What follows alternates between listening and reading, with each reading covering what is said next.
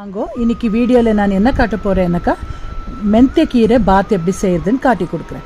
குக்கரில் ஒரு 3 டீஸ்பூன் நெய் விட்டுக்கோங்க. ஆயில் வேண்டாம், நெய்யில் பண்ணால் ரொம்ப வாசனையாக ரொம்ப நல்லா வரும்.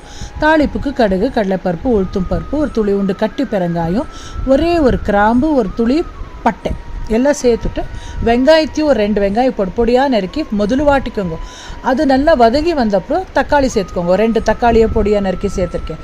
வெங்காயம் கண்ணாடி பதத்துக்கு வந்தப்புறம் தக்காளி சேர்த்துட்டு நல்லா வதக்குங்க. அப்புறமா பொடுப்பு நறுக்கி இருக்கிற மெந்த்திய கீரையை சேர்த்துட்டு பட்டாணியும் சேர்த்துக்கோங்க. மெந்த்திய கீரையில் மண் இருக்கும், பார்த்துட்டு க்ளீன் பண்ணிவிட்டு அலம்பிட்டு சேர்த்துக்கோங்க.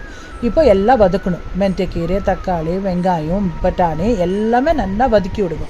இது ஒரு 2 நிமிஷத்தில் வேகிறதுனா கூட இதுக்கு ஒரு மசாலா அரைச்சி ரெடி பண்ணிக்கலாம். ஒரு மிக்சி ஜாரில் 1 டீஸ்பூன் கட்டை மிளகா பொடி, 1 டீஸ்பூன் தனியா பொடி, கொஞ்சோண்டு கொத்தமல்லி தழை, அப்புறமா ஒரு 2 இன்ச்சுக்கு இஞ்சி, கொஞ்சம் பெருங்காயம், அப்புறம் புதினா தழை ஒரு கை பொடி அளவுக்கு, காரத்துக்கு ஏற்ற 4 பச்சை மிளகா, ஏன்னா கட்டு மிளகா பொடி கூட போட்டிருக்கோம், பார்த்துட்டு சேர்த்துக்கோங்க. அப்புறம் எல்லாம் சேர்த்துட்டு அரைக்கிறதுக்கு எவ்வளோ தண்ணி வேணுமோ அவ்வளோ தண்ணி சேர்த்துட்டு நைஸாக அரைச்சி எடுத்துக்கோங்க.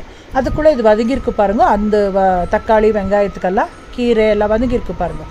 அதுக்கு இந்த மசாலாவை சேர்த்துட்டு நல்லா ஒரு ரவுண்ட் மிக்ஸ் பண்ணிவிடுங்க. அப்புறம் ஒரு 10 நிமிஷத்துக்கு முன்னே இந்த ரெசிபி செய்கிறதுக்கு முன்னே அரிசியை ஊற வச்சுருந்தேன். ஸோ அது ஒரு பாவு அளவுக்கு ஊற வச்சுருந்தேன். அது நல்லா கலரிட்டு சேர்த்துருக்கேன். தேவைப்படுற உப்பு சேர்த்துக்கோங்க. இப்போ நல்லா மிக்ஸ் பண்ணிவிட்டு அரிசி முங்குற அளவுக்கு தண்ணி சேர்த்துக்கோங்க. ஆனால் 1:2 ரேஷியோவில் சேர்த்தா ரொம்ப உதிரியாக ரொம்ப நல்லா ஆகிடும். கொதி வந்தோடனே குக்கர் மூடிட்டு விஷல் வச்சுடுங்க. 4 விஷல் கூட்டும், நல்லா சாஃப்டாக ரொம்ப நல்லா வெந்து வரும்.